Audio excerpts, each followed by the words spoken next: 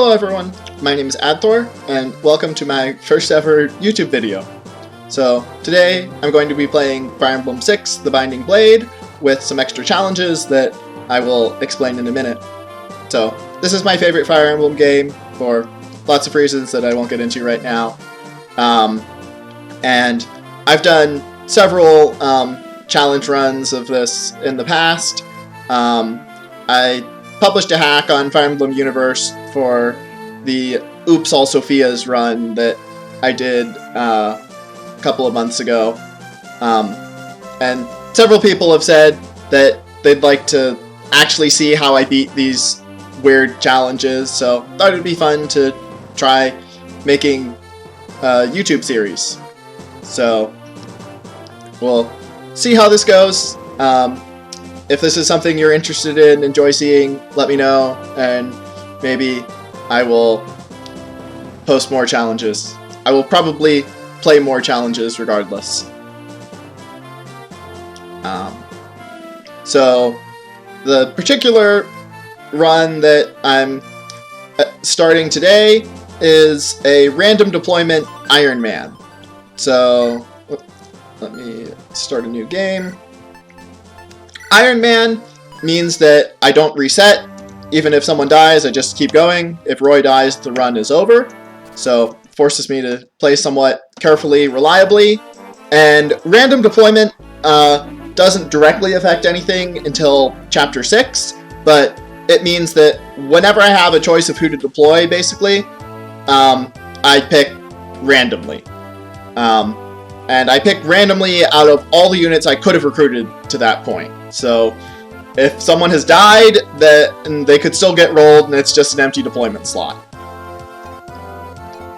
So this prevents kind of low manning the game by just like training up one super juggernaut and relying on them to solo everything, because there's no guarantee that your super juggernaut gets deployed. The exceptions are Roy is force deployed in every map, and we are definitely going to be training him, giving him XP, but he is kind of a weak lord, so he is not really capable of soloing even if you get him to level 20. And any unit that is required to recruit someone else on the map can be deployed for free on that map. One more challenge on top of the random deployment. Since this could naturally lead to Ironman plus random deployment could both lead to a kind of grindy game where you train up everyone by slowly murdering all the reinforcements each map, I added an extra incentive to play somewhat quickly, which we will see later in this map. So basically, a really strong enemy will turn up after a certain number of turns that depends on the map. Each map in FE6 has a recommended turn count, or a turn count you're supposed to hit for A rank turns. And A rank at the end just measures whether your total turns is more or less than the total A rank turn counts of the chapters. But in the game, there are these chapter by chapter values, and that's what I'm using to set time limits. So, for Chapter 1, we have 12 turns.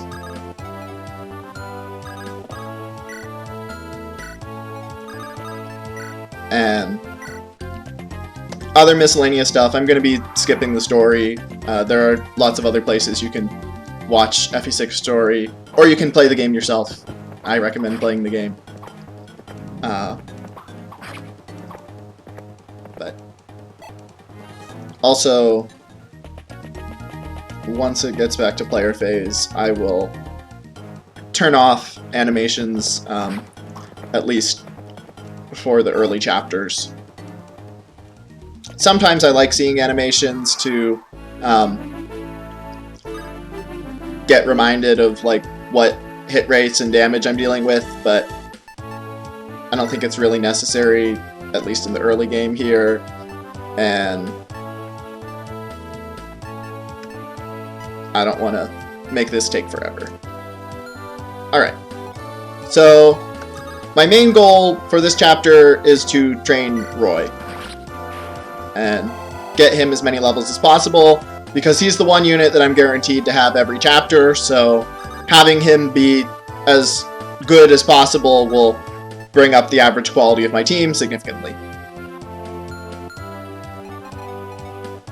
We'll actually let our calves stand next to each other so they can build support, because Alan Lance builds quite quickly.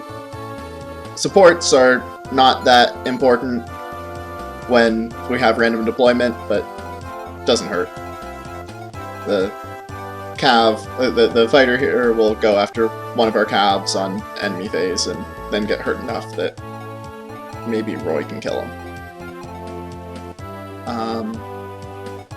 Yeah, our basic strategy is just going to be weaken enemies with Marcus, kill them with Roy. So to that end, we will stick Marcus here. One of the things I like about FE6 hard mode is that Marcus is just barely too weak to one-round KO enemies. I say as he one-round KOs the enemy, but if he doesn't crit, then he tends to leave enemies at like 1 to 5 HP, which lets any of your other units finish them off. I'm not going to say that was intentional on the part of the designers, because I think a lot of the good design in FE6 is kind of more good fortune than careful planning, but whether or not it was intentional, it makes him very useful in helping to train your other units. Because unlike in some other games, like in FE8, you can really just use Seth in the long term. Marcus will eventually kind of drop off, in hard mode at least. He is not very good against the endgame enemies, and his growth rates are pretty bad, but for the early game, Marcus is very useful. And almost necessary for, like, chapters 4 and 7 and some of the tougher ones. Come on! I was letting Marcus enemy face the fighter so that he wouldn't kill him so that Roy could get XP, but the game does not want me to give Roy XP, apparently. I'll mention, actually, that this is my second time trying this challenge, and the first time did not go that well. I lost in Chapter 9, and one of the reasons was I did not have a good team and my Roy was not strong. So I'm attempting to learn from my mistakes, and hopefully this run will go better. I do think definitely it's possible to essentially have a no chance of winning this run if you roll a really, really bad team late game, but I think that with average luck, it should be possible to beat this challenge most of the time. But we'll see. Part of the fun of doing challenges for me is not knowing whether or not you'll be able to win. Whereas without an Ironman constraint, it's almost guaranteed that you'd be able to win if you repeat the game. If you reset enough times, eventually you get lucky. But replaying through a whole Ironman enough times to get lucky would take a very large amount of patience and time. So, if I fail again this run, I'll probably try again, but at some point, I would give up with repeated failures. Nice thing about FE6 Brigands, compared to some games, is they will prioritize attacking you over destroying villages, so I don't actually have to grab the village right now. Oops. Meant to box in the archer, so the good thing is here the archer can't move anywhere. I let him attack boars, which doesn't really matter. But alright. Let's see. How does Roy do against this guy? 7 damage, so I need to do with 100 hit. So if I can do 6 with Alan, we should be in good shape. Alan could definitely do that. Alright. Now, Roy kills the brigand. Gets his first level up. Strength. Strength is good. We want lots of strength on Roy. One thing that can potentially get very tricky for me in the later chapters is I won't necessarily have anyone good at killing bosses. And some of the bosses in FE6 can be pretty annoying to kill. Particularly with thrones, giving them 30 avoid and 3 defense. So, I don't want to bait this guy yet. Okay. So yeah, I want to keep moving at a reasonable pace, because the very strong enemy will show up on turn 12. But for now, we're doing alright.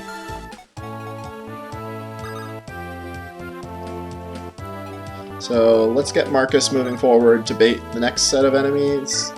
Have him heal up just in case. Oh well. It should have used the vulnerary, but now he has a vulnerary to use later. Oh yeah. I need someone else to hit this so that Roy can get the kill. Maybe Boris can pull it off? Boris can pull it off. Good job, Boris. Boris is not that great a unit, but he can be useful in the early chapters. And pretty much anyone in FE6 can be useful with enough investment, but one of Boris' big problems is he's really slow at the start. Like, he has 3 speed, so he can't even double soldiers, which is pretty bad.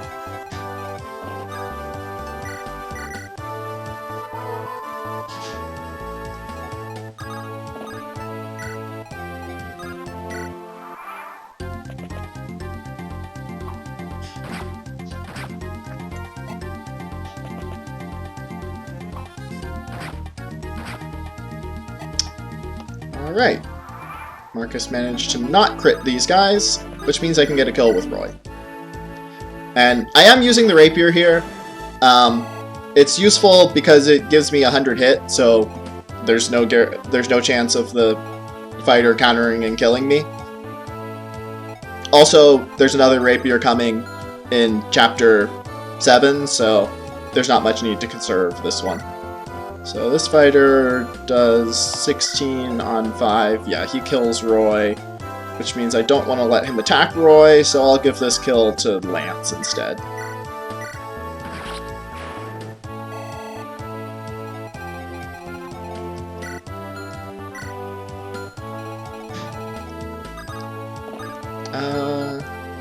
So I want Marcus to bait out the next guy, which might as well do from the forest. And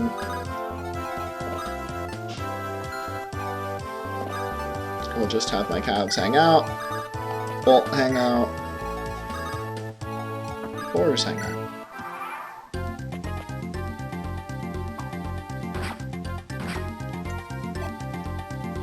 Marcus does Marcus things. Alright. So this fighter and this archer get baited whenever you move within 2 movements of them. So like 7, 8, 9, 10.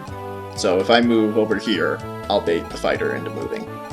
So actually, why not? I'll have... We're on turn 9, so I should probably get moving. We'll let Marcus get some kills. And actually, we'll have Marcus heal and weaken both of those guys on enemy phase. That'll work. Sadly, Roy can't quite reach this guy. But the enemies love to target Roy because he is the Lord, so he gets extra target priority compared to everyone else. So if I just leave Roy here and use a vulnerary, the fighter will probably go for him. As long as I don't leave Bolt in range, because enemies also really like not getting countered.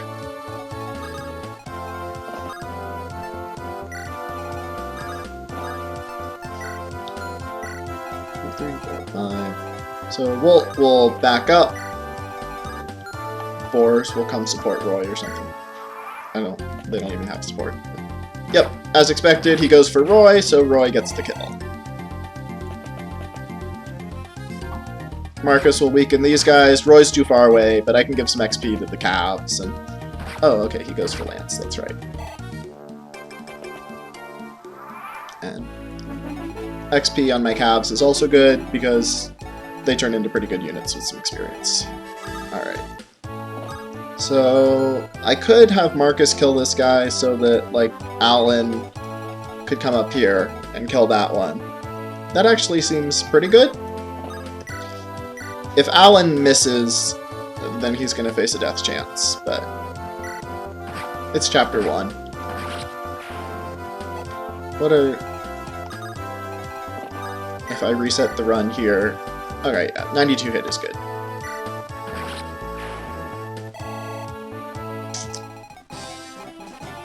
But yeah, if things go absolutely horribly in chapter 1, then I just do another take and this video never gets published. You all see my third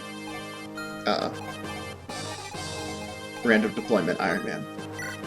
Alright, turn 10, so Marcus will have time to kill the boss. Lance is out of vulnerary juice, but Marcus still has one. 18 HP should tank both of them. What? If I have a sword equipped, then you deal 17 on 6 is 11, and 6, 17. Yeah, so with a sword equipped, he lives on 1 HP.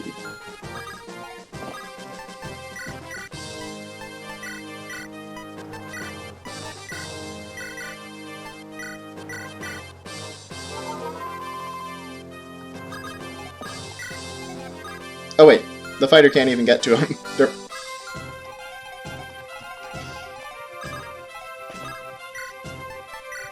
I'm not too worried about conserving my vulneraries, because we can buy them next chapter, and we also get a healer next chapter, so... Later in the run, there might be a chapter where I don't get to deploy any healers, which could be nasty, but... that can't happen until at least chapter 7, so... I'm not too concerned about healing for a while. Alright. So Alan got hit twice, which is not great, but not the worst. Roy can get to this fighter, but I'm not sure if I have a way to get this fighter. So Lance only deals 8. Marcus will kill. Lance and Roy almost does it. In theory, if I could hit him with a javelin, that would get me the kill. Oh yeah, Marcus only has the silver lance now. But everyone else is too far away. Another option would be to hope Roy can get a crit.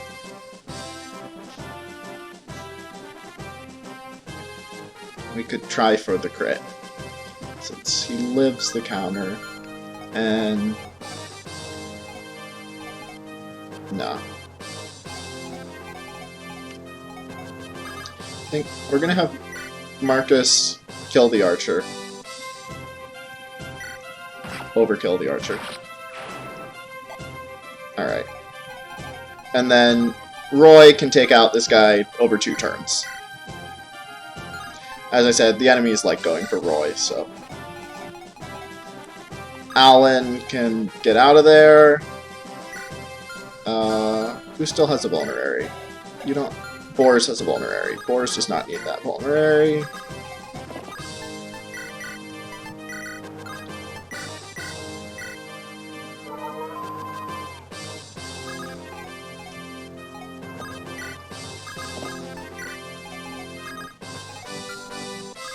I'd like to get walled up so he can get a little bit of chip in against the boss before we start running out of turns. Because free XP is free XP. Alright, Roy gets another level. Let's see if we can get more strength. Okay, speed is always useful. So, let's see if we can kill this guy. Yep. So, we fed a decent amount of XP to Roy here. 59 hit on the Silver Lance is not great. I'd really like to guarantee we get the kill next turn, so I'm going to trade the Iron Sword back to Marcus. Iron Sword deals a lot less damage, but it has like 99 hit. And since I'll have this player phase plus the enemy phase plus next turn's player phase, this will be enough to let me seize next turn.